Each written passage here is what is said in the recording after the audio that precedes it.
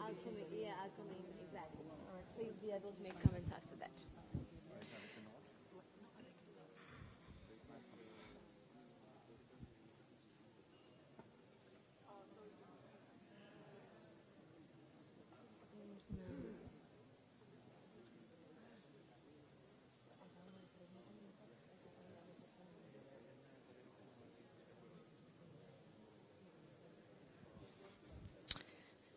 Good afternoon to all. We're going to start this session. So I would like to ask Lailani Farah to join us, please. Laia Bonet also, please, from Barcelona. Edouard Cabré, if you would like to join us also.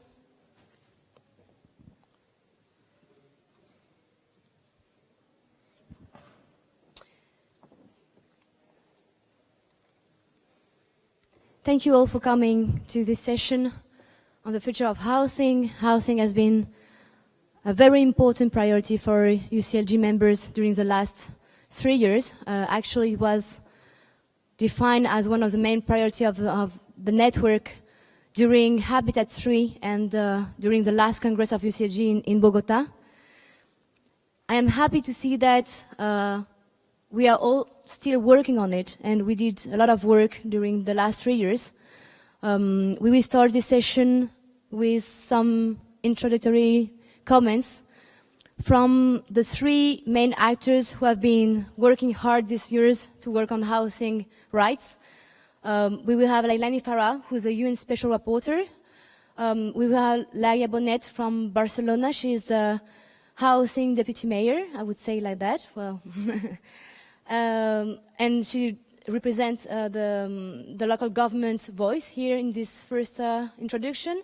And then we have Edouard Cabré, who is working for Habitat International Coalition and representing the civil society voice. So please, the floor is yours. Thank you, and good afternoon, everyone. I thought I would start by talking a little bit about the history, even though it's a young history, but the history of the Cities for Housing Declaration. I don't know if everyone knows where it came from originally. It was actually through the leadership, of course, of the city of Barcelona and Mayor Colau that it came public and came to the fore.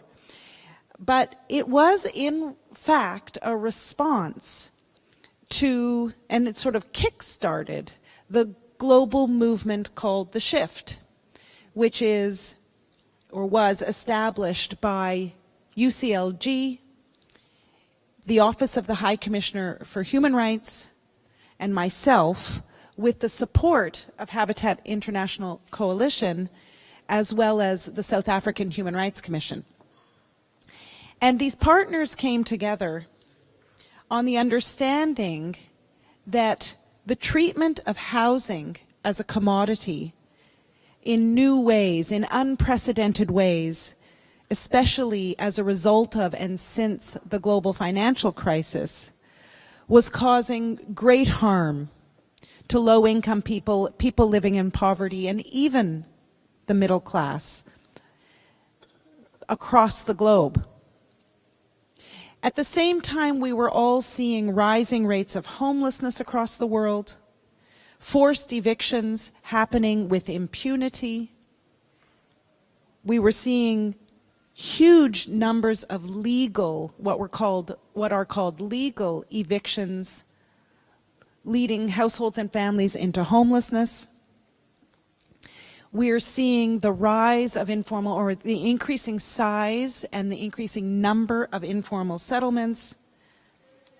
And at the same time, this new set of financial actors, private equity firms, hedge funds, and other multinational asset management firms becoming increasingly dominant in the housing sector. And while all of this we see happening, we were seeing and still are seeing the erosion of protection of rights for tenants, making that population, tenants, particularly vulnerable or people living in informal settlements particularly vulnerable.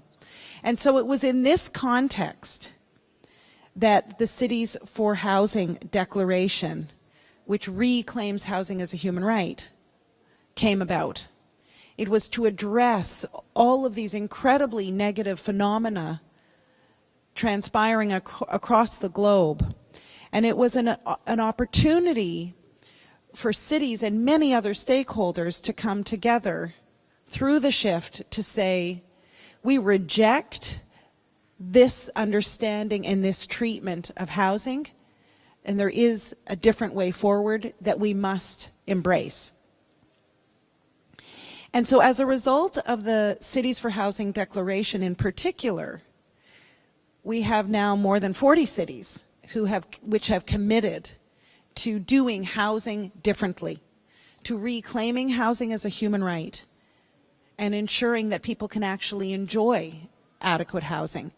There are lots of examples, and perhaps my fellow panelists will speak to some of them. Of course, many of you will know that Barcelona is in many ways leading the way and doing some very creative things. And I'll just give one example. For example, the expropriation of buildings that are now owned by banks and the conversion of those buildings into social housing. We know that in Berlin, there's incredible action going on, and most recently you will have seen that they successfully passed legislation that will freeze rents for 5 to 7 years, which is really an accomplishment. In the city of Montreal, the mayor, who has also signed on to this Cities for Housing Declaration, has a new inclusionary zoning provision that requires all new development to be, they call it 20-20-20.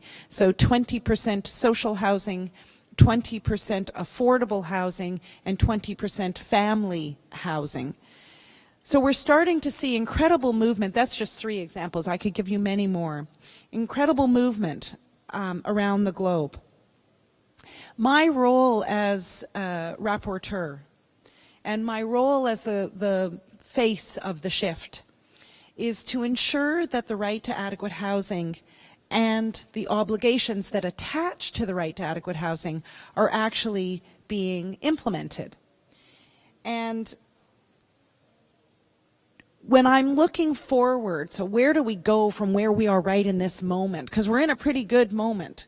It's unusual to have 40 plus cities already making these sorts of commitments and trying to push against the dominant paradigm that's out there. But where do we go next?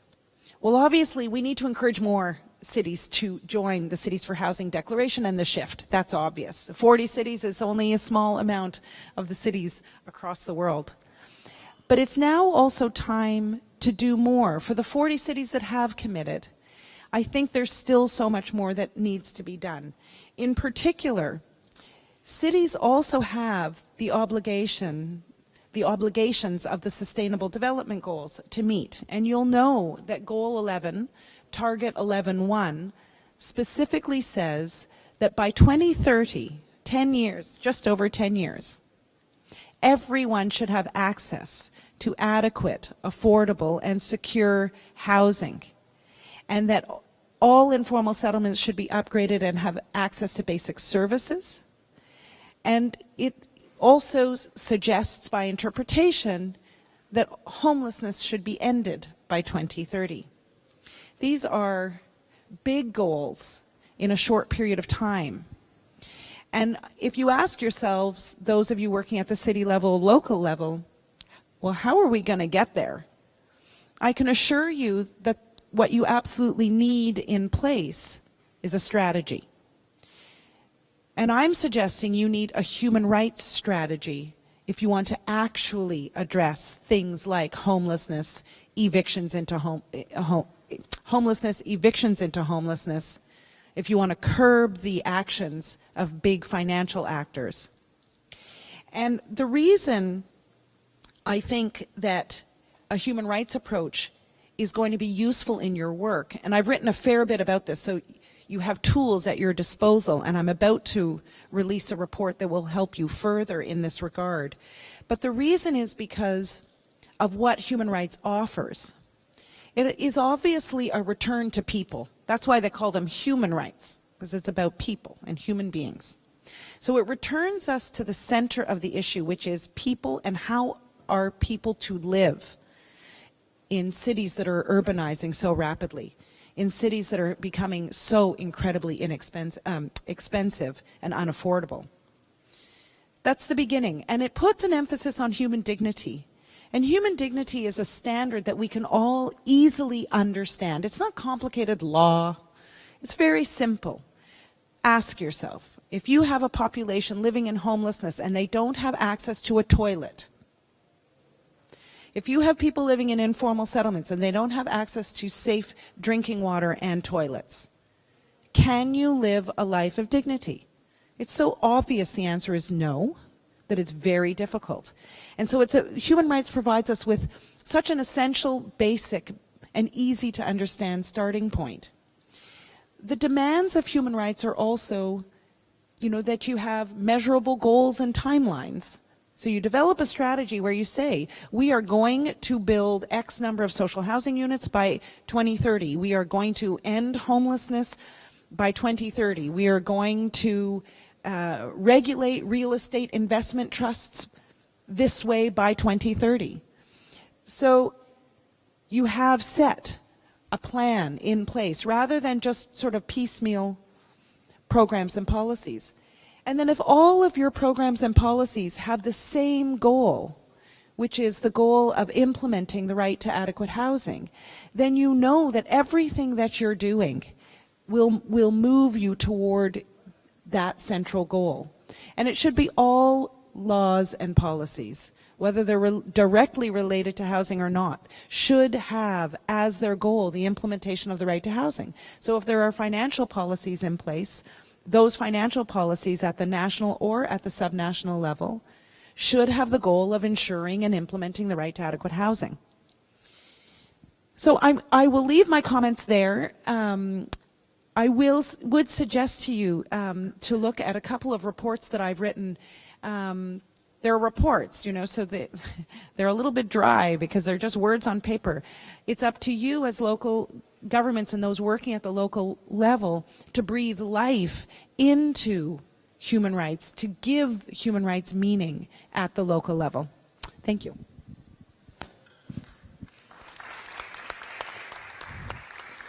I am now giving the floor to Laia Bonet, who is actually, the International Relations Deputy Mayor of Barcelona. Thank you. And International Relations and Agenda 2030. So it's what Leilani Farah was talking about. Let me begin to saying thank you, and it's an honor sharing this panel with all of you. And it's an honor also to discuss the future of housing. As Leilani said, a human right and a crucial component for a sustainable future for all. 3 years after Habitat 3 in Quito, we gather here to assess the state of housing in our cities and countries. And the answer is unsatisfactory. Communities worldwide need to rely on precarious dwellings without access to basic services, as you said. People continue being evicted on a daily basis, and middle-income households continue to struggle to pay the rent. However, there is a change. Public conversation is smoothly moving from an economic discussion on the value of housing as a commodity to the realization that we are facing a human rights crisis. And as such, all levels of governments have to react. That's why the city of Barcelona promoted the Declaration of Cities for Housing, which was adopted in New York in July 2018, to demand further competencies and resources for local governments to implement housing policies, requesting more tools to co-create alternative housing solutions with all stakeholders, and promoting urban planning for inclusive and sustainable neighborhoods. The declaration also called for deepening ties between municipalities to develop residential strategies, and this is why we are here today. Since then, 40 local governments, as Leilani said, from all world regions have joined this global movement for the right to housing. And I would like to take a moment here to acknowledge all these municipalities, all these governments. They are Amsterdam, Asunción, Bangkok, Barcelona, Barcelona Provincial Council, Beitunia, Berlin, Birmingham, Blantyre, Bologna, Buenos Aires, Cascais, Copenhagen, Durban, Ejubuye, Geneva, Jakarta, Lisbon, London, Manchester, Mannheim, Mexico City, Medellín, Montreal, Montevideo, New Taipei, New York, Paris, Plaine Commune, Rennes, Rio Grande, San Antonio de Areco, Seúl, Strasbourg, Taipei, Terrassa, Tlajumulco, Vienna, and Zaragoza. 14. Not bad. I would like to thank the work done by UCLG World Secretariat and the regional sections to promote the engagement of members in the declaration. Up until now, we have been able to show our commitment internationally, promoting a change among stakeholders locally, and we have adopted our policies to adequate housing requirements. But we need to be up to the challenge we face, guaranteeing adequate housing to all our citizens. And for this, we need to go further and deeper, as you said also. Further and deeper in our strategic thinking, both in the regional and international levels. I will myself be making proposals on what thematic directions to take in this regard, which I think involves taking into account the threefold nature of the housing crisis: the lack of resources, the socio-spatial dimension, and its linkages to sustainable urban development. I am hopeful that by the end of this session this afternoon, we will have a clear picture of the future of this global movement for the right to housing. Thank you very much. I would like now to invite first maybe Edward Cabré and then Sheila Patel from the civil society. Oh, yeah? Okay. Thank you very much. A lot of the cities that you spoke about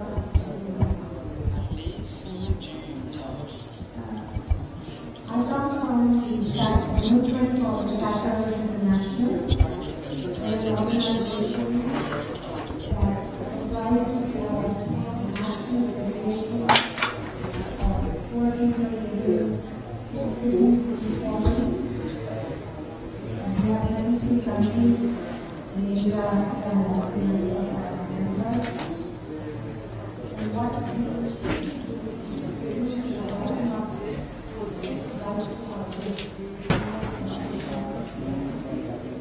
reality on the ground is much, much more dismal than we're talking about.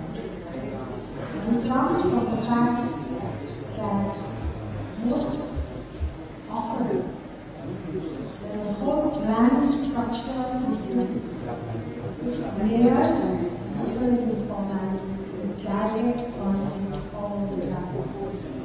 It often takes 10 to 15 years to produce the intentional conversation between people in the formal and the layers of this. So for me, the simplicity and the power of the sentence of the right to housing is complicated and gets interpreted within the city regulated universe and national laws. In India, for instance, which is my country, we just have 38% urbanization. 1.2 billion people, 48% voters, 56% of those 3,800 cities are informal,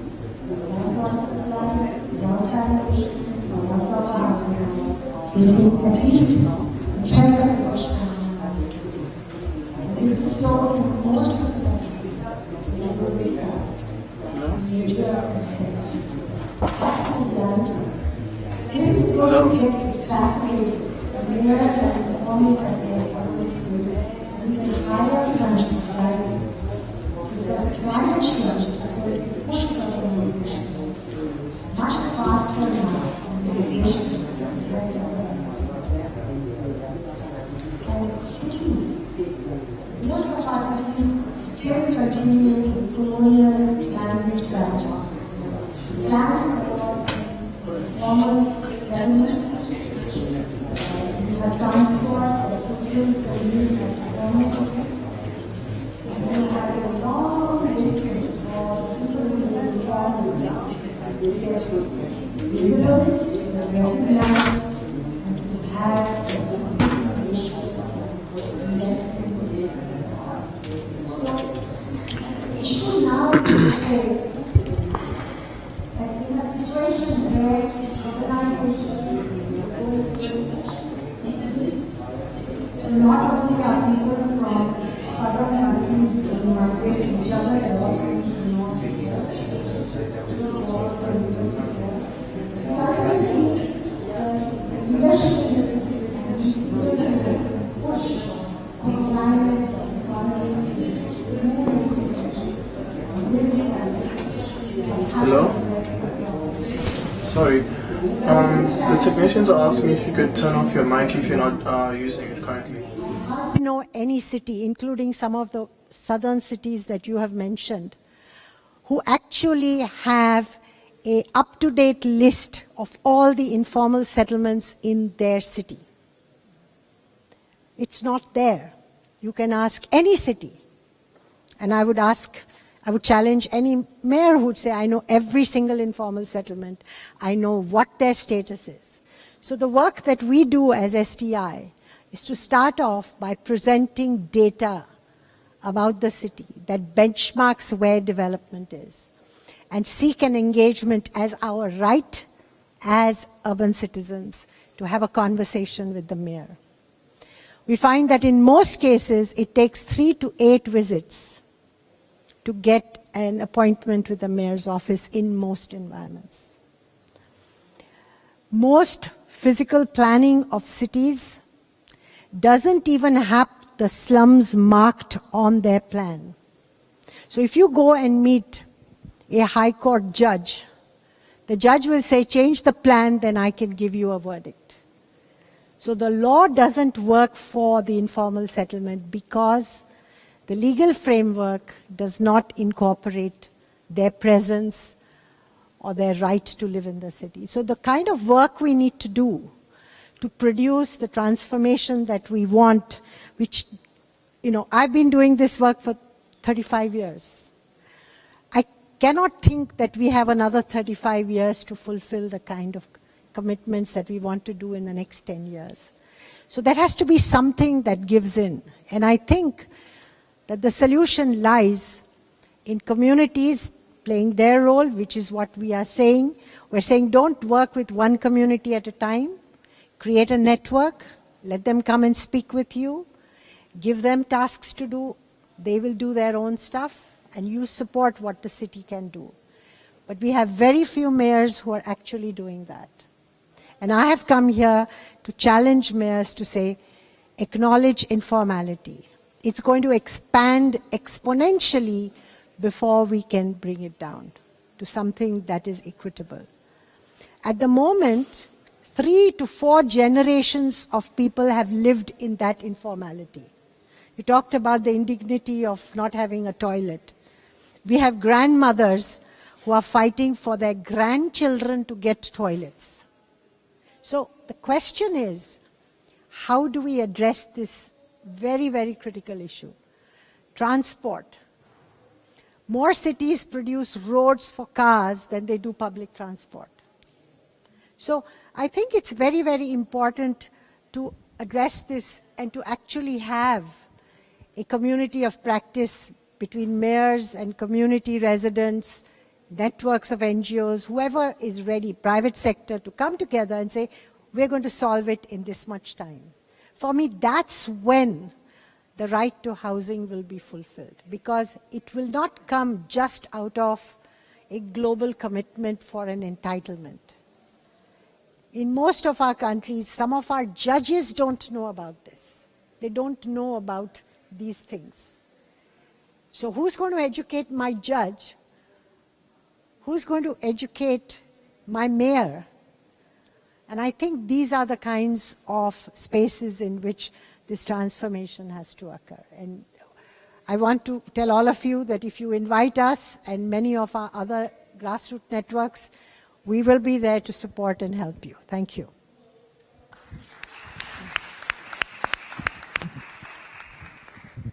And lastly, Edouard Cabret from HIC. Thank you, Amanda. As you can tell, I wasn't supposed to be here. That's why my name is not on the tables.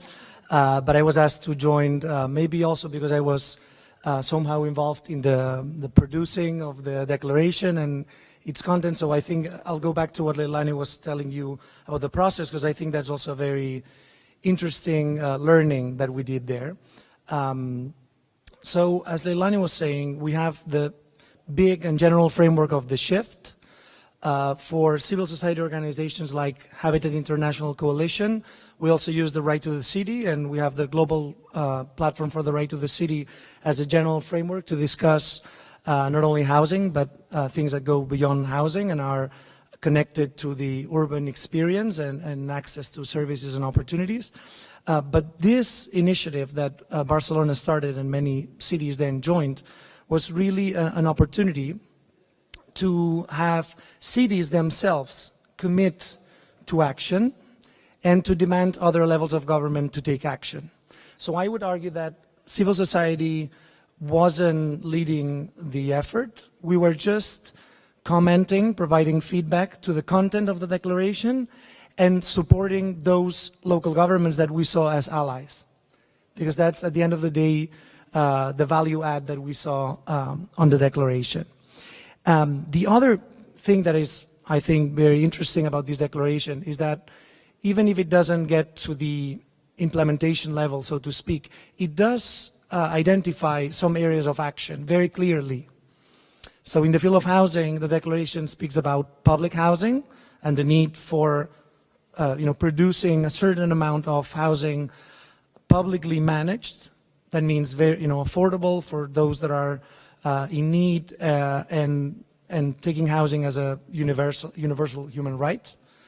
It also talks about regulating the private sector, and it doesn't say much about how to do it, but it identifies the need to deal with speculative practices and the rise of this type of behaviors in the private housing sector. It speaks to the need of collaborative practices where civil society can be part of the solution, not only the recipients, but actually part of the solution. And Sheila was referring to that, and I think that applies to all regions. In the Global North, we usually think about cooperatives, community land trusts, other schemes that already exist, but I think we have a lot to learn from the Global South in social production of habitat, in slum upgrading, and other means to actually support civil society in producing and managing housing with the support of local governments, obviously. Then there is the issue of inclusive urban planning, which Laia also spoke about. I think this is key because through urban planning, we can get a lot of housing built, affordability provided, but also the connection between housing and all of the other public services, infrastructure, everything that is needed for habitat in the broad sense. So I think that's key.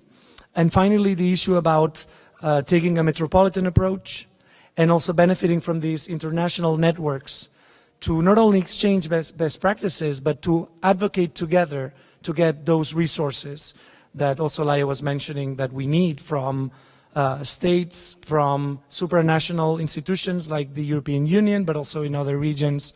There are banking institutions at the regional level that should help in the provision of affordable housing. So I think that's also a very interesting point. I won't go much into examples, but maybe to add to some of the examples that Leilani mentioned, mainly from the Global North, there is a case of Uruguay and Montevideo, who I don't think are in this room or in the Congress, but they've been involved in the process a lot, and they were telling us about how they have a long time experience with the cooperative model, the self-production of housing cooperatives, and this is a good example, I think, for many cities across the world. But they are now also thinking about starting to develop public housing in rental, because even if they had these other experiences, they felt like that they were lacking this, straight publicly managed rental housing that is supported by public services, that gives this additional service to those that maybe don't have the resources, the social capital to start a cooperative, engage in these processes. But we also know of Taipei and Guangzhou that are very committed to looking at housing as a human right, and therefore developing tools to allow them to tackle the housing affordability crisis that they are dealing with as many other cities across the world. So maybe not to speak much more, I wanted to maybe say something about the fact that this is an international initiative, and we see value in it being international, but we are aware of the fact that we need to develop it, and this is actually the biggest demand from civil society, that we want to see this declaration developed and localized in all of our cities. So we think what comes ahead is really to look at these 5 points that I was telling you about, see how each city can implement them at the local level, specific policies and programs that can be put in place. We have some examples, so we can take those as reference, but we need to localize this agenda. So I encourage all cities that signed to do this exercise. And finally, to advertise our town hall for tomorrow on the Right to the City, where we're going to be talking about housing and much more. It's going to be at 9:30 a.m. in the morning. I hope you don't spend tonight's reception dancing too much. So 9:30, room 1B, and we're going to be having this conversation between civil society and local governments on the Right to the City, including housing. Thank you very much.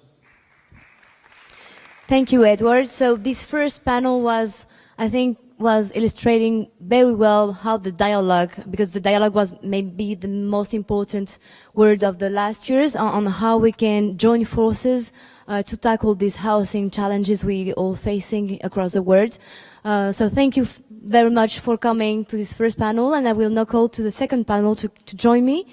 And we will have, just before starting the second panel, a short presentation of Lisa Seriola on the GOLD report. It's UCLG who has made a report on housing policies. Thank you very much.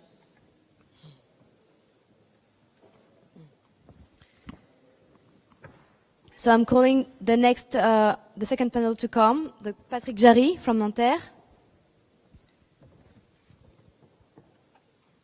Egin Volodin from Ekaterinburg, Gordon Yang from Taipei City,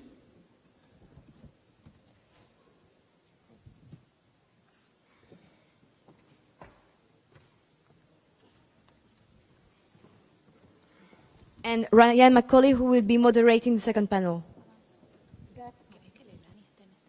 Sí, yo creo que está bien que se quede. Por eso yo, sí. Yeah, please.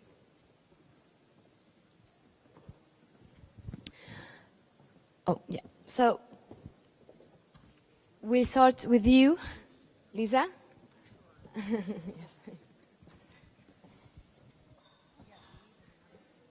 Are we all right? So apologies. I usually work with a podium, so I'm going to have to work here between my notes and holding the microphone. Thank you so much for having me on the stage today. And I am an academic from the University of Cape Town, based at the African Center for Cities, and it's a huge privilege to be able to comment on this incredibly exciting report that UCLG has put out just this week, entitled Rethinking Housing Policies: How Innovative Local Action Can Reshape the Global Urban Agenda. This is an incredibly ambitious title and an incredibly ambitious report, so I feel very lucky that I got to see it before everyone else and that I get to comment on it this afternoon. So the report is an extraordinary compilation of both deep empirical cases of housing innovations at the local level and a consolidated aggregates of things that are happening across the developing world. It also presents us with a series of very interesting propositions for how we can improve housing situations in the global south. One of the things I particularly like about this report is that it is deliberately and unapologetically focused on low and middle income housing, urban areas, developing countries, and the role that local and regional governments can play in these processes. The report acknowledges both the scale of the problems, presenting us with incredible aggregates, sometimes even hard to comprehend at this scale aggregates of the challenge that we face, as well as diving down into the everyday practices, aspirations, hopes of people as they search for housing opportunities in developing cities. Moving between this scale of the large aggregates and the sorts of everyday lived experiences of housing, we have the local government experience, how local governments have interfaced with the challenge of housing in cities and what they can do about it. What I find useful in this report is that it positions local governments as very important players in the address of the housing challenge, very much at the coalface of severe challenges. For example, service delivery, protest, violence, housing shortages, informal settlements, etc. But it also recognizes that the local governments face severe challenges in their ability to intervene in these complex systems. Two very important challenges which I think that the report brings to the foreground are the challenge around decentralization, how local governments fit into multi-level government systems, and the challenge that housing faces as a very particular type of human right and public good. On the decentralization front, what we've seen over the last 30, 40 years is very contested, fragmented, and partial decentralization processes. These have often left local governments with unclear mandates and limited resources to invest in addressing the housing challenge. In terms of housing, and very much in line with contemporary thinking, the report argues that housing is not just about shelter, it's not about the production of units, but it's actually about how people live in cities, which includes access to social services, access to networked infrastructure, tenure, planning, and a range of other really important components that all make up the living conditions we face. What we find in this regard is that these are, of course, split between many levels of government and also result often in project-based approaches to this address. So what the report says, I quote, "Many housing policies are simply a sum of scattered, ad hoc, ill-coordinated projects. Even the most innovative projects are often implemented in isolation and seldom replicated." This is a very important set of challenges that the housing question raises. However, even when we think of housing programmatically and where we have capacitated local governments, we've still experienced many challenges. The South African case, where I come from, is perhaps one of these incredible examples where we have capacitated local governments, judiciable human rights. We have a well-established housing delivery program, which has delivered over 4 million units in the last 25 years. Yet we still have what Edgar Pieterse, the director of the African Center for Cities, calls a spatial paradox, where our address of the housing challenge, our incredible scale with which we've delivered, has actually resulted in the fragmentation of urban areas and increases in inequality. What I think the South African case really draws forward, and this report very much reflects, is that we have to think about housing systems, local government, and the future of urbanization in conversation. We cannot isolate one from the other. But rather than being paralyzed by this complex task of bringing together these three very important domains, each with its own dynamism and wicked challenges, the report dives down into particular successful cases and provides us with inspirational insights into what can be done at the local level. What I found most interesting is that what this report does is it provides a whole range of levers and tools that local governments can use, even if they do not have everything at their disposal immediately, to try to increase the scale of delivery of housing, the quality of housing in their areas, the spatial form of urban areas, and how people access key networked and social services.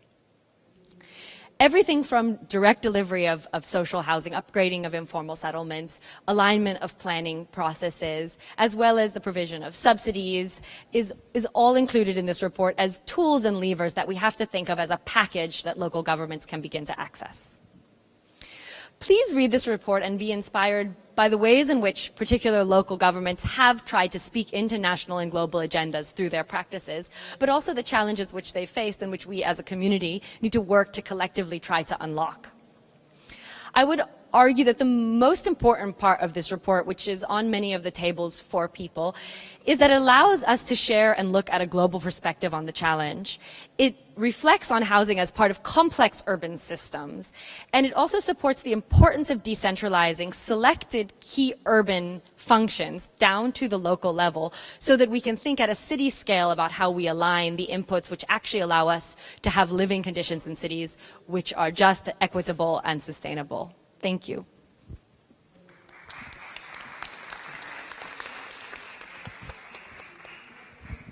Thank you so much for that presentation on the housing report. We're so thankful that Ms. Farah could stay with us. Could you please give us some comments? No. So I'm very happy to be here, but let's hear from the others, and then I might do some counterpoints. Yeah? Great. Before we start, can we have the mayor of Serbang Jaya please join us, Ms. Rosian? As she comes, I'll speak briefly about the housing report from UN Habitat side. We are very happy to support in the production of this report, especially when it comes to the financialization and commodification. We provided some support with this report, actually, with the commodification and financialization of housing, some aspects of policy mechanisms for localities providing affordable housing. This particular segment of the session, however, we'll be looking at the challenges and perceptions on the implementation of the right to adequate and affordable housing. And our first speaker will be the Mayor of Nonthaburi, Mr. Patrick Géry.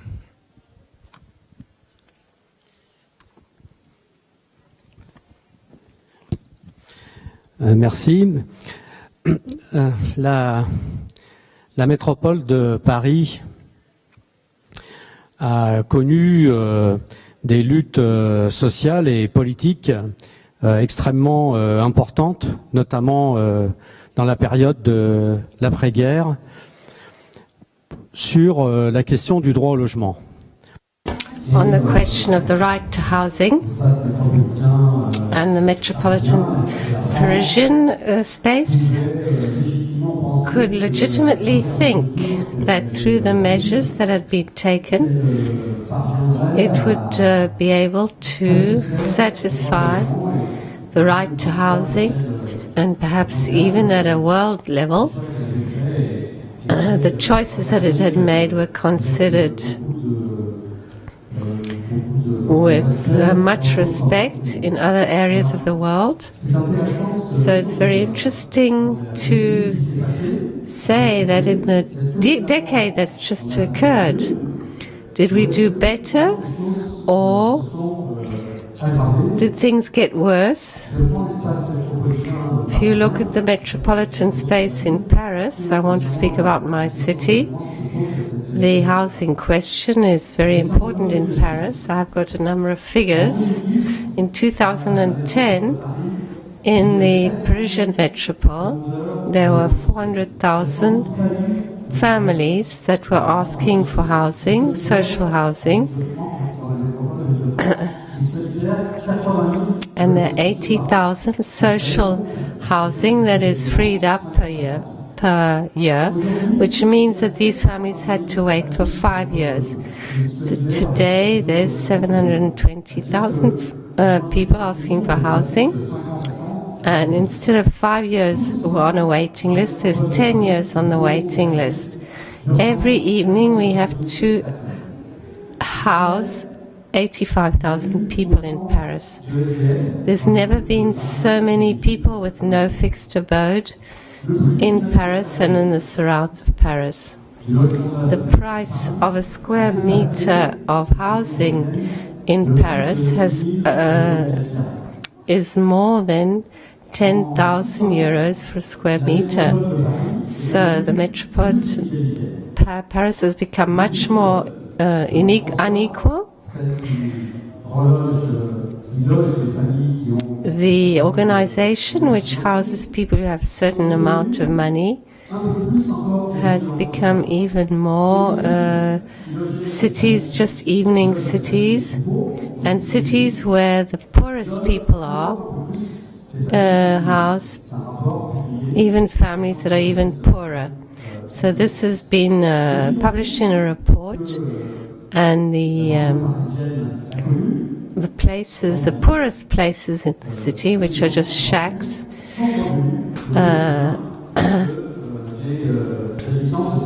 are now something that people really experience in this city.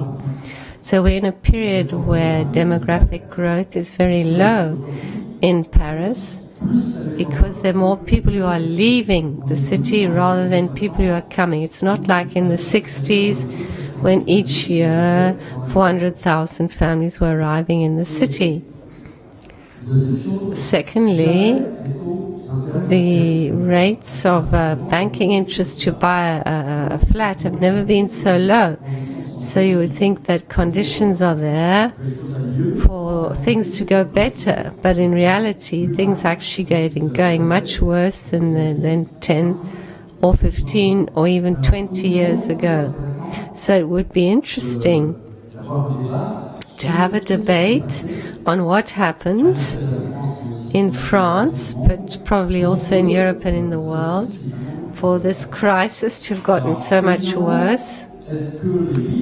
Do cities such as mine, can we not do anything about the problem? Is it an evil that cannot be eradicated? I don't believe so. And we believe in my organization that we are resisting this situation and taking initiatives to improve things. We have adopted a strategy. We have a strategy. For example, I will only mention a few of the measures, which I think, seeing that I am the chairman of the organization, I think they could contribute for a way to get out of the crisis. First of all, it's using local plans, urbanization plans in Nanterre and in other cities. We made it compulsory. As soon as a building with more than 12 housing in it, 40% must be social housing. So if we did that in the metropolis in Paris, I think within 10 years we would have resolved the crisis of access to social housing, and this question would no longer be necessary to have special districts reserved for social housing and others which are residential districts. When I set up the system in 2007, the developers said that no one would come anymore, would never come to buy an apartment in such a city.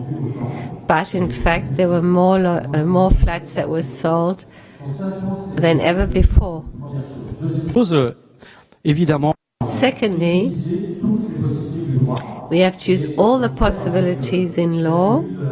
And Nanterre, with a few cities from the Parisian metropolis, we adopted charters regulating the price, the quality of housing, its environmental performances, and certain aspects. It's not compulsory to sign it, of course, otherwise the developers would have dragged us in front of the courts, before the courts.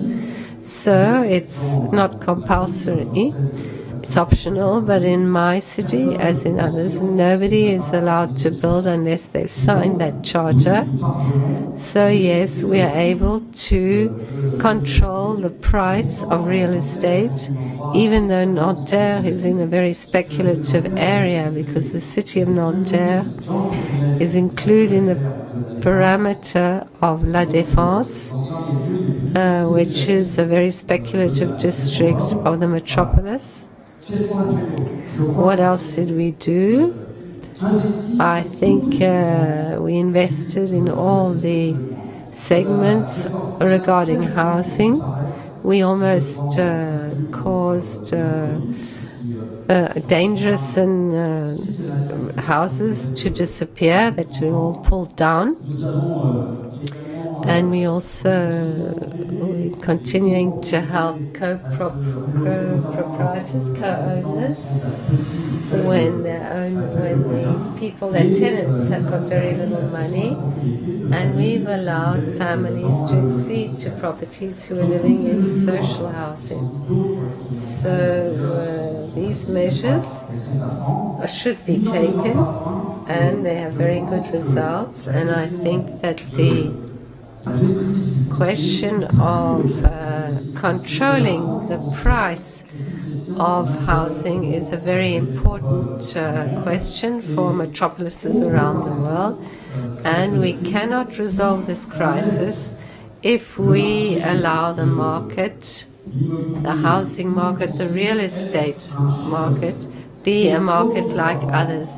It's necessarily a space that has to be regulated, and we cannot allow everybody just to sell their land at the price that they wish. It's very difficult for such an idea to make progress, because the right to property is considered almost sacrosanct in France. It's been considered as absolutely non-negotiable.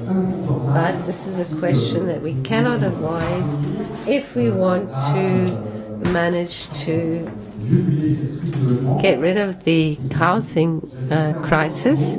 And apart from that, when you look on the long term, when you look at the long-term situation, the question of housing must always be asked again and again. There's no metropolis or city in the world that can say that they have resolved the problem. This problem will always arise again, because once population movements have finished, then there's new other ones. People aspire to have more rooms than they had previously in their houses. So, divorce, for instance, and separation of households requires 2 houses instead of 1. So all these questions mean that if we have the same amount of houses, then there will not be enough for the people. So Nanterre has signed this declaration. Thank you very much.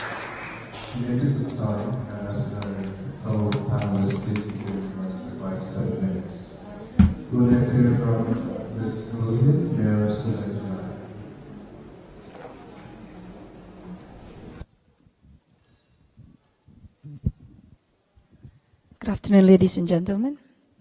In 2005, the state of Selangor, where Subang Jaya is resided, decided to eradicate squatters. We have 35,000 families,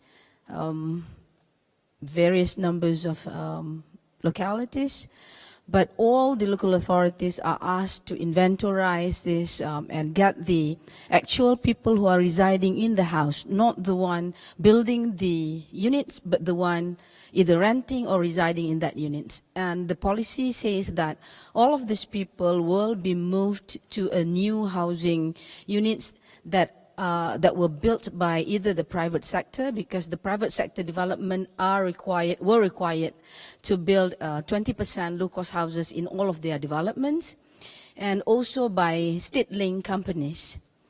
So we work day and night. We have meetings telling the progress and, demolishing the old houses and pushing these people. But before that, pushing the developers to complete the houses, and then demolishing the squatters and asking these people to move, as well as working with the banks so that they can, the squatters can only put $1, 1 ringgit Malaysia, in order to enable you for eligible loan that is backed by the state government, and working on 2-generation loans. So that these people can move as fast as possible, because the Chief Minister's agenda is to have it done in a short period as possible. So in 2.5 years, even though not all 35,000, but almost 85% of these squatter settlements are cleared, except for those who of more organized landed properties that can be given lands so that they can stay there, have moved to this new housing. But what happened 10, 15 years after that? We created a new slum areas. Because when we try to move all these people in a short period of time, we put them all together in one place, living within the same income levels. And this generates this vicious cycle of deprivation. I mean, the children there sees all the bad examples that could be in any public housing.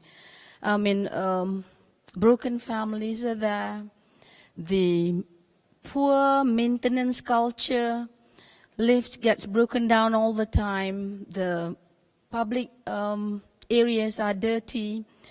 So we were thinking that we managed to move, to clear the squatters, but we created a new problem. There are cases of displacement where they used to live among neighbors that they know who can support them, especially the elderlies. But now when you move them, because the balloting is by random, I mean, they do not live among their neighbors that they know anymore. And some of the elderlies lost this social support.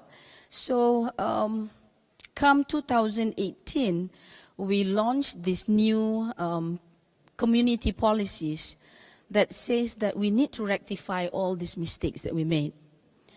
Before that, the state government have tried to incorporate affordable houses into the more expensive houses, but to the resistance of the developers, because if truth to be told, they don't want the poor to be in the middle of the much more affluent society, because it brings down property values. The poor cannot afford to pay the maintenance fees. So we try to have a policy of not the lowest income houses, but the middle ones to be incorporated in a better housing. At least the youngsters who are starting new families can afford to buy a smaller units, but within a decent houses, which we thought that could answer some questions of dignity. But again, the resistance from the private sectors are there. And we found out that the maintenance fees just to be in that better neighborhood is beyond the ability of the youngsters that we target these houses for. And over the years, we also found out that the price of houses become much, much more beyond reach, especially to the middle income.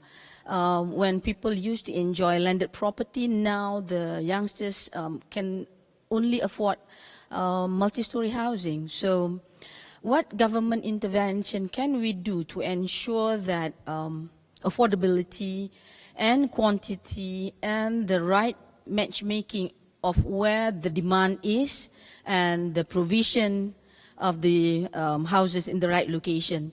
So we are still trying our best to fulfill all these needs, and we keep having dialogues with both partners, developers, state government agencies, as well as having inventories of where the middle income, the lower middle income wants to be located and what kind of pricing that they can afford. But at the same time, the lowest income groups who are already in the low-cost houses need some help. With this national community policies, I myself have embarked on empowering these people. First, organizing them so that they have a strong community management committee so that they can take care of their own houses, and trying to cap the management fees that everybody can afford so that they can maintain at least the basic public areas within their blocks while taking over the parking area, the green area and the street lightings by the local authority.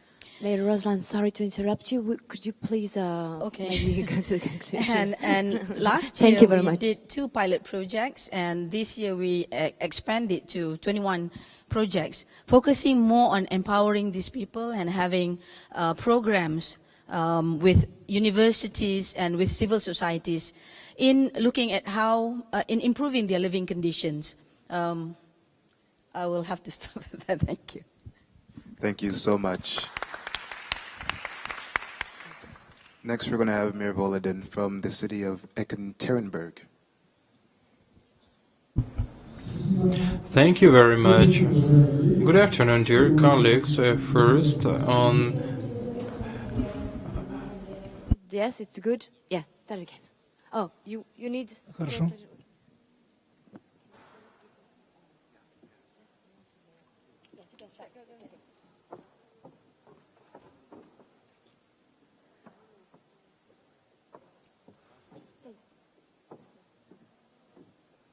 Начинаем.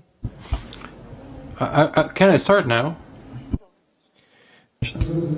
Dear colleagues, first, on behalf of the deputies of the Yekaterinburg State Duma and all the citizens of Yekaterinburg, I would like to congratulate the 15th anniversary of the... Congratulate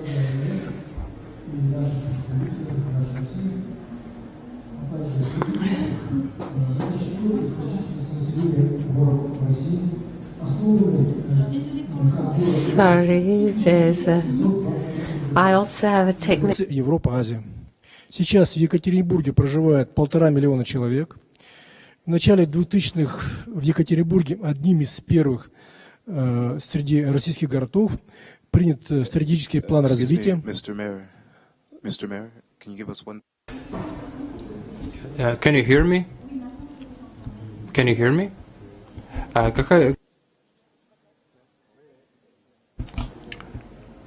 Can you hear now? Can you continue? He's asking. So by wrapping up the work in the past 20 years, we can see the results of socio-economic development of Yekaterinburg, our major achievements. We have achieved a substantial increase in the demographic situation. In the past decade, the growth rate has been higher than the mortality rate. What's also important about our work is the level of registered unemployment. For the past few years, It's not more than 1%. The period, what's also important for us is to move citizens from shacks. In 2018 in Yekaterinburg, 283 families were relocated to good housing. Now we are updating our strategic plan to develop Yekaterinburg up to 2030.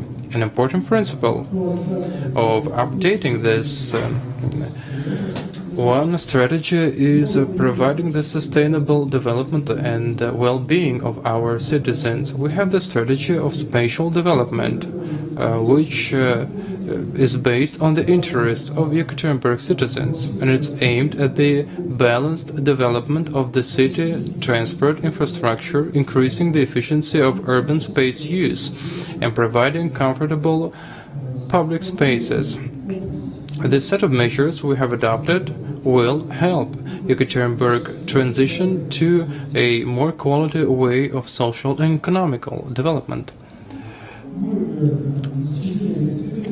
To achieve this goal, the deputies of the State Duma have decided to assign to parks and squares in the Yekaterinburg the status of natural reserves. So there will be no construction, no housing there in the city of Yekaterinburg. I think it's the same. It's in other cities all over the world. Once you take that decision, so we have identified. We know that every city has, like their own lungs. So we have identified 60 areas that we are assigning the status of natural reserves to, and there will never be any construction. The urban planning, urban space development is key, because under the banner of the UN Habitat, the Global Day of Cities, we are holding festivities, and the motto, we're changing the world for the better for future generation and promoting innovations, on October 30th, 39 this year. We drew many people from all over the world under these as part of these festivities. We also discussed lots of global topics at events held during these investments, high-tech technologies, investments to improve the exclusivity of cities, to improve the situation with affordable housing for future generations. Also, we got to share experiences with our colleagues from other cities and countries. It was a useful experience for all participants, because we got a chance to discuss our mutual work and the issues we're all faced with. Because in our day-to-day work, we have to be mindful of the interests of our citizens, which comes first. This is why we need to share experiences internationally, and this is why international cooperation is so important, which is gaining steam now, and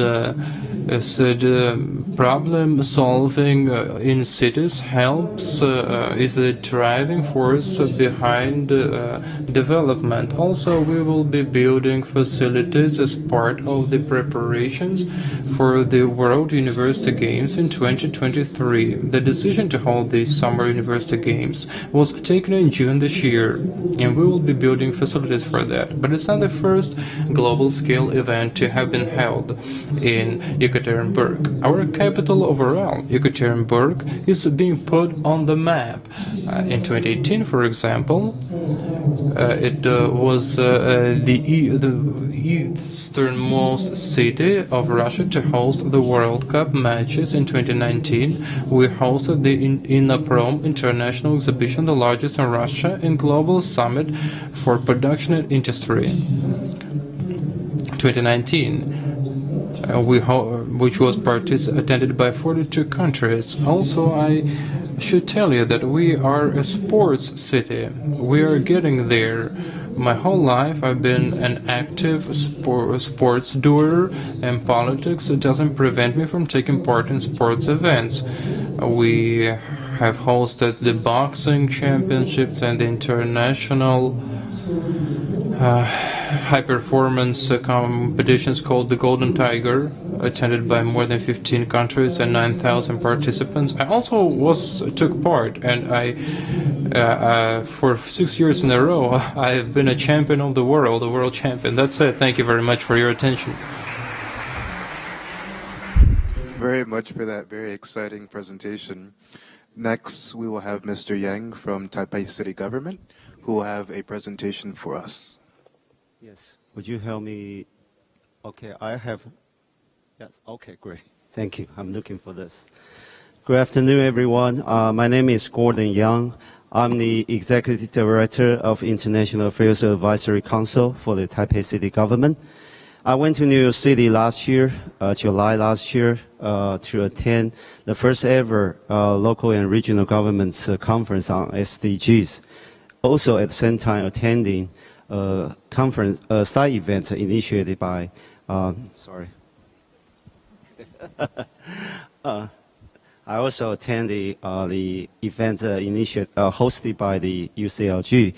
Got to know about the Declaration Cities for Adequate Housing. After I came back to Taipei City, I reported to my mayor. My mayor decided right away to join the declaration because this is consistent with his political idea of social justice. And so today I'm very honored and pleased to share the experience of promoting social justice in Taipei. Well, first of all, Taipei City limits cover an area of 270 square kilometers. It is home to a population of 2.7 million people. It currently has a residential stock of nearly 1 million households. Residential ownership rate stands at 84%. A total of 30% of the city's households are leased, subletted, or tenanted. Taipei is one of the most densely populated cities, and the demand for housing is very high. Yet, Taipei also has a very high house price to income ratio, ranking number 2 in the world, which is why most of the residents find the housing beyond their financial means. Since Taipei Mayor, current Mayor Dr. Ko Wen-je took office in 2014, he has formed a cross-agency task force to promote the policies of housing justice. For now, our housing policies focus on these 3 areas: provide social housing with multiple options and safeguard most citizens' right to housing. Number 2, employ differential policy tools to reduce the incentives for housing speculation. Number 3, upgrading the real estate trading registration system to make housing prices more accessible and transparent. I might have no time to go through the details of these 3 areas, so I will explain a little bit more about the first one, social housing. The social housing policies of Taipei include the following features. First of all, Taipei's social housing has been building social housing units that are not for sale, but for lease only, so that the citizens could at least afford to rent if unable to afford to buy houses in Taipei. By the end of this year, there will be 20,000 social housing units completed or under construction, and we hope to maintain the speed and reach the target of 50,000 units by 2022. Taipei City Government also reserved 35% social housing units for the underprivileged, including low-income households, indigenous peoples, single senior citizens, and the handicapped. We think the right to housing is one of human rights, so Taipei would try every effort to help those in need enjoy the same right and let them feel the warmth of the city. The social housing unit in Taipei are integrating social welfare facilities and other public services. The bottom 2 floors of the social housing unit, you call it ground floor and to first floor, or first floor to second floor, are used as a space for a diversity of community services, including activity center for the elderly citizen and daycare center for the children. Urban farms and solar panels are installed on the rooftop. The social housing program can serve as a new living model for the community. Also, smart meters, electricity, gas, and water have been installed inside every social housing in Taipei. Each social housing is certified as a smart building, green building, handicap accessible building, and earthquake-resistant building. Taipei City Government hopes to make a benchmark for quality housing, social housing structure. In addition to building new social housing, we also make effort in building communities in social housing. We have a program called the Youth Innovation Program, which is allow eligible young people to submit community service proposals.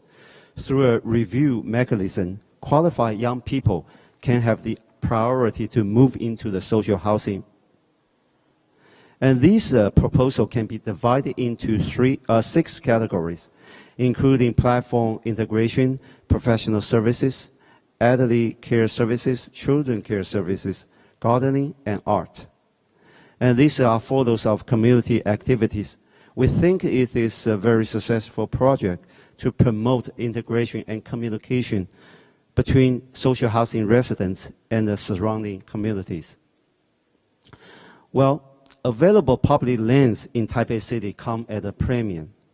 Despite government's best effort, so much effort to establish new social housing alternatives, affordable housing still remains inadequate in Taipei. The maintenance of social housing units are also vital.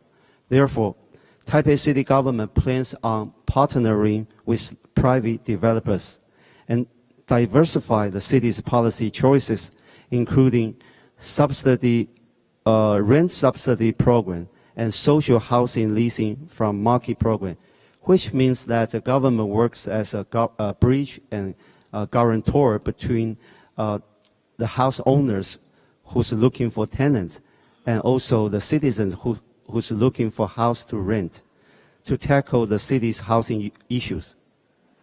Based on our statistics, we calculate that if we provide a 5% housing market as a social housing, which can effectively affect the housing prices in Taipei, whether it is constructed, charter, or rental subsidy, are all available policy options that can be used. At the same time, we also hope that the housing tax should be reasonable so that the residential housing owners can afford to live with a less burden, and the cost for non-residential housing owners should go higher in hope to reduce the incentives of housing speculation. In addition, we should find a way to activate empty and spare houses. We heard the people say in some of the city, people own multiple houses, 1 or 2. But in Taipei, I can tell you, one citizen owned more than 60 houses. So, Mr. Yang, I'm sorry, I have to interrupt you. Yes. Could you go please to the conclusion? Yes, so that's why basically social justice in Taipei. Thank you for your listening. Thank you very much. I'm really sorry, but we're arriving to the end of the session. I would like thank you for all this panel, and I would like now to go to the final statements of mayors. I would call the mayor of Kitwe, the president of Plaine Commune, the vice mayor of Barcelona, to share with us 2 key messages on the right to housing.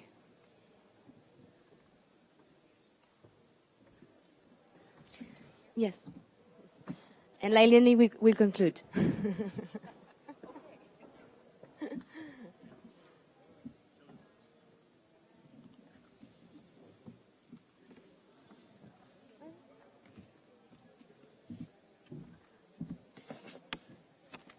So as we're running late, I would really appreciate if you go straight to the point, sharing key messages that you would like to share.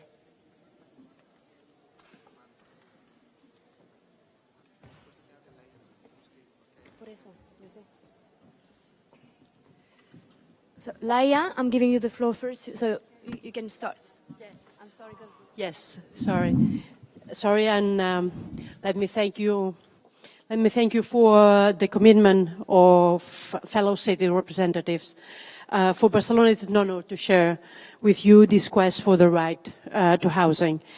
As I was saying in my previous intervention, I'm convinced that while we have done an extraordinary work on raising awareness about the housing crisis and the central role local governments play to address it, we still have a long way to go to take collective action. To this end, I think we need to strengthen our strategies, orienting them towards effective peer learning and political advocacy. And for that, we need to identify both clear thematic axes to work on, as well as the relevant stakeholders and institutional levels to work with. I would propose 3 main issues to focus on. Let me start by the clearest challenge we face in Barcelona, the lack of affordable housing. Indeed, social housing in Barcelona is about 2% of the city's overall housing stock, far below the European average. This has led us to acknowledge that we will not be able to achieve these affordable housing results we need to ensure adequate housing on our own. We need to work with all city stakeholders to make it real. This, of course, involves our communities, but also working with the private sector, while acknowledging that corporate interests have been part of the problem. We also say that the private sector needs to be part of the solution. First, this means regulating it, and it has been talked in the previous panel, to make sure it delivers the social housing the city needs, with measures such as the inclusionary zoning approved a few months ago in Barcelona, which will mean that at least 30% of all new private constructions will be affordable housing to people with low to moderate incomes. Second, we will also need to partner with real estate developers to pool resources devoted to social housing, construction and rehabilitation. This leads me to the second issue, which is the need for a metropolitan approach to housing policies. Since the current housing crisis transcends administrative jurisdictions, we need to work with our fellow local governments in the metropolitan areas we share to tackle housing and affordability. The metropolitan scale does not only allow for considering the socio-spatial dimension of inequalities in access to housing, but also to work with all territorial stakeholders, including the private sector, and take advantage of economies of scale to increase resources available to meet our community's housing needs. In Barcelona, for instance, we have set up a public-private company that aims at building 4,500 new affordable housing units in the next 10 years. Half of its funding comes from the Metropolitan Area Administration, while the other half comes from private developers' investments. Finally, I would like to stress the importance of a third challenge that we will probably need to deal with sooner rather than later. The housing's energy and environmental sustainability.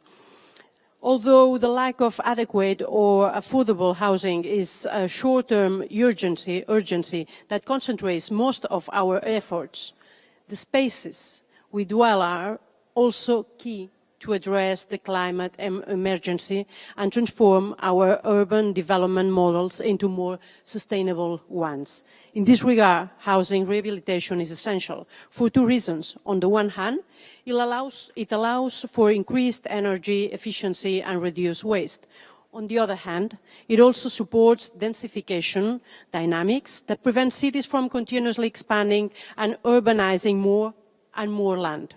Public support for and promotion of rehabilitation as an alternative to new constructions are instrumental to succeed in building sustainable housing models. In a landlocked city like Barcelona, It is a need that we are turning into an opportunity to move towards a greener and more sustainable city. And I'm finishing by saying that I'm aware that as a global organization, the challenges UCLG members face vary from city to city, and most importantly, from world region to world region.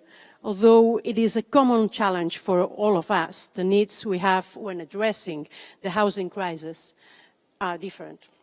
What I'm proposing here are issues that could be relevant for policy development at local, national and international level. But I hope the agenda we will define here will be complemented with the perspective of other world regions. Barcelona looks forward to continue working with all of you to make the right to housing a reality in our cities and our communities. Thank you very much.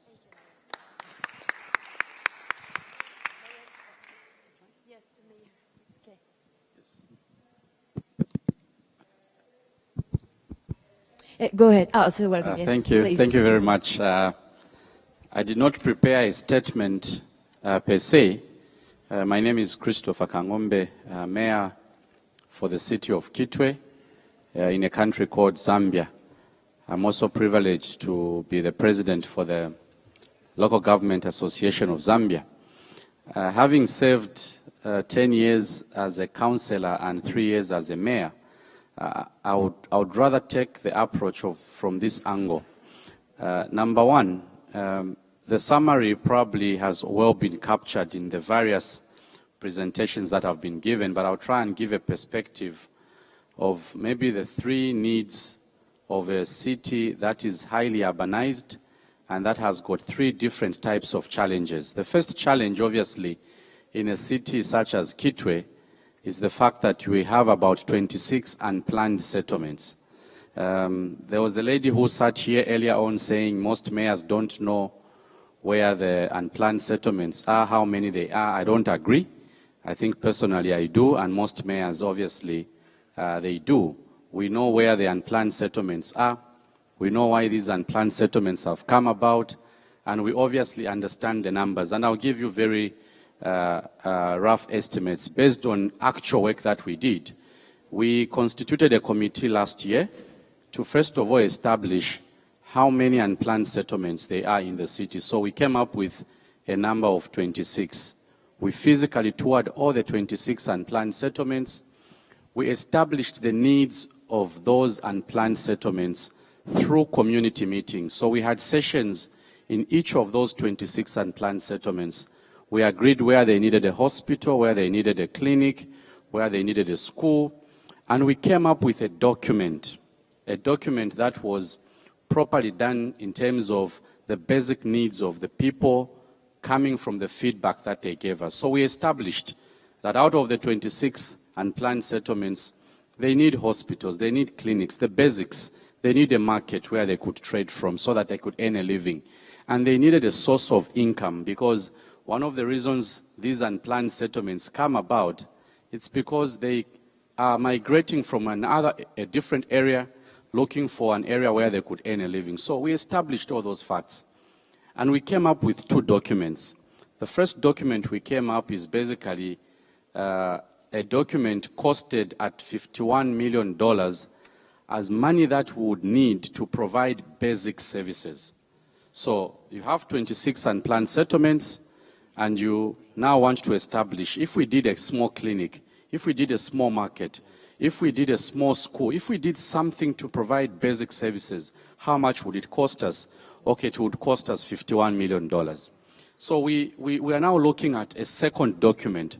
If we were to provide affordable housing, maybe multi-layered structures, how much would it cost? So now, these expenses obviously create a financing challenge for a country such as Zambia. So as we pick out a few points from this session, for me, I want to assure the gathering and possibly make an appeal that if we took a multi-layered approach where we looked at unplanned settlements as a housing need, even those who appear to be affording housing in our city, these are retrenched miners, because my city is a mining town. So the price of copper, which we normally rely upon, has gone down. So it is not as economically active as it used to be. So we have a second category. Those who used to work, who can't afford to stay in the houses they were staying. And now they are looking for something cheaper. So that's the second category. So we need to obviously look at this context, and I hope that the strategies that we are discussing can form part of some proposals that need to be made on how we approach this matter. So for me, my statement is that mayors understand the needs of the people. We understand that we need affordable housing. We know where the unplanned settlements are. We know what needs to be done, but obviously we have challenges with mobilizing the resources that are needed to implement what is being discussed. I hope that that summarizes. I know there's limited time, but there's more that I could have said. I thank you very much. Thank you very much, Mayor Kagambe. Patrick Brauzek. Merci. Je vais essayer simplement de réagir à ce qui a pu être dit. Et... Thank you.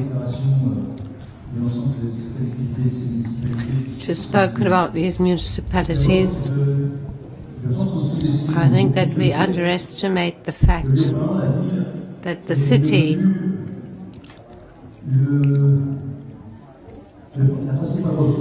has become the main resource of capitalism. There's a transfer from industrial capitalism to urban capitalism.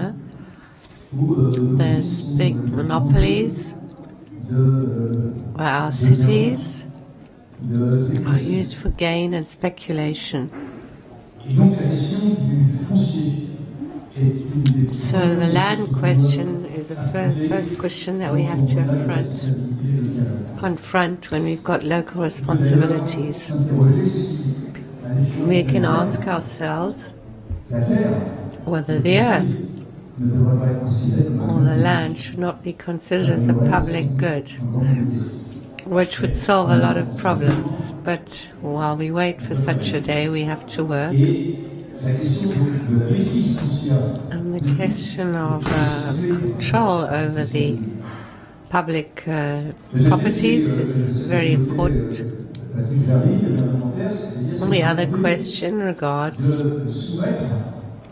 the will to submit to the developers a certain amount of rules regarding quality of housing, energetic performance, ceiling prices. It's not by chance that in Paris in the 19th quarter, it's 9,000 euros for a square meter, and on the other side of the freeway, it's half price. This is a reflection of a political will that we show. If we sign this declaration, it's not because Paris, Vienna, and other cities that are under a lot of pressure from tourism, of a city that is no longer made for its inhabitants, but as a prevention measure, we see that today we're in the metropolis of Paris, whose rationale is imposed by the market and not by public powers. Lastly, I'm convinced that, as you said, we cannot ignore the role of the private sector, companies who are going to be building the cities of tomorrow.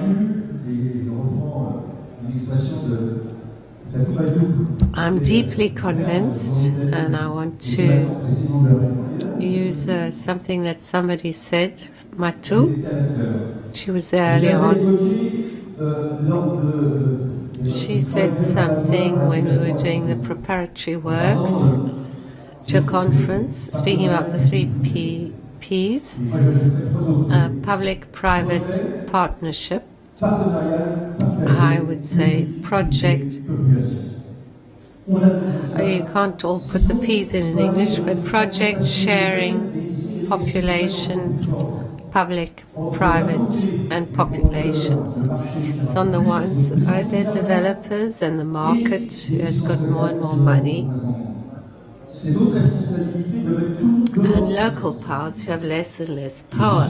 Convaincu que si on ne prend pas cette question à bras-le-corps et au-delà d'avoir un véritable engagement politique, on se retrouve. So if we don't deal with this question, our city will be even more difficult to live in. Hence, we need to really make the right choices to live. Thank you very much.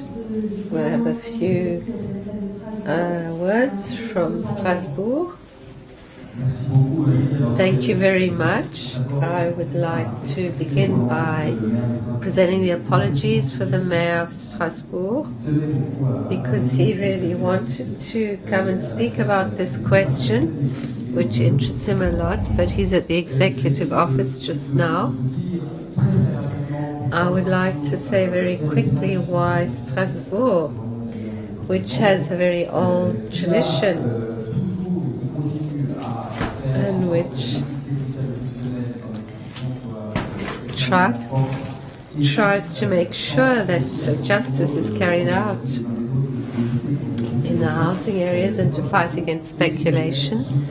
Why Strasbourg, a signatory of this declaration? And it has a very beautiful relationship with you, Madame the Rapporteur, and which brings us to say that the fundamental right to housing, we have to defend it at an international level, and in France we call that, it's a problem of people who are badly housed, it's a problem of public health. I think it's actually a question of public health. The conditions are deteriorating, and I'm looking at you because we have to carry out the SDG number 11. Nous avions à Strasbourg organisé au Parlement européen début janvier. In Strasbourg, at the beginning of January, we organized a seminar to make some proposals, and we noticed that there's a problem in the long term on how public housing, and we thought in 1936 we're going to be in a bad situation because we have to look things in the long term. So the city of Strasbourg is very attentive to and upholds this declaration, and we all have to fight against this bad housing. And I thank everyone who have given me the opportunity of saying these few words. Conclusions. Thank you. Yes, thank you. I won't keep us long. First of all, thank you to UCLG for pulling together this what I think is obviously a very important discussion. I think it's been really interesting to hear the commonalities and some of the tensions between our work. I think we're at a stage now where the problems have been well diagnosed. We know now what the problems are in housing, both in the global north and the global south. I think that work is done. Not that we have to keep learning always, but I think we have a very clear sense of the crisis on our hands. I think that we have seen that there is new energy for reclaiming or claiming the right to housing, or housing as a human right. And I've been amazed by all of the participants in the panel and all of the different ways that this is being approached, the way the right to housing is being implemented. I do think that we need more, and I said that before and I'll say it again. I think we need really concerted strategies in place, the goal of which is to ensure the implementation of the right to housing through all public policies and laws. Just to pick up on some of the tensions that came up, I think it's wrong in this stage of housing trajectory to make a north-south divide. I think it's not to say there aren't particularities in the South and particularities in the North, of course, but the phenomenon that we discussed, forced evictions, homelessness, speculation, commodification, these are global phenomena. And if we're going to address them, we have to understand that we are a global community and the actors that are creating these conditions are global actors. And so I'm not so comfortable when we start making north-south divides any longer. I think it's not appropriate. I will also say that I don't think it's fair to dismiss law and to dismiss international human rights law quickly. And there is some tension around that. I think we have to be really clear. And I'm trying to be gentle with local government because local government is my allies, for sure. I have much harder time working with national level government in many instances. So I don't want to alienate local government in any way. But international human rights law creates obligations, and it creates obligations for local governments as well as for national governments. And those obligations, one of the obligations is to adopt rights-based housing strategies. It's a legal obligation. It must be done. And so it's not fine to just dismiss law and say, well, law doesn't work for people on the ground. One, I don't think that's true, and I think South Africa is a very interesting case in point. We're here. I see there the commissioner from the South African Human Rights Commission. You should speak with him if you want to know how law has been effective, not always, but has been effective in the South African housing context.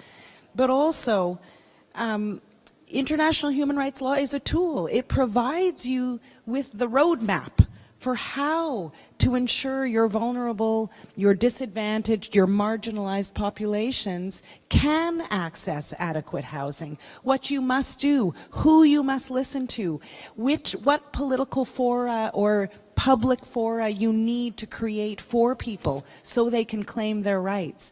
It's actually, people feel human rights law is like, oh, high level. It's actually very practical. It's very easy to understand, and it can be implemented at the local level, as we've seen today from various mayors and representatives. I leave my comments there. Thanks. Thank you. I'm sorry for running so much out of time, but it's a strong priority actually and a strong challenge for all of us. So thank you for being there and for listening.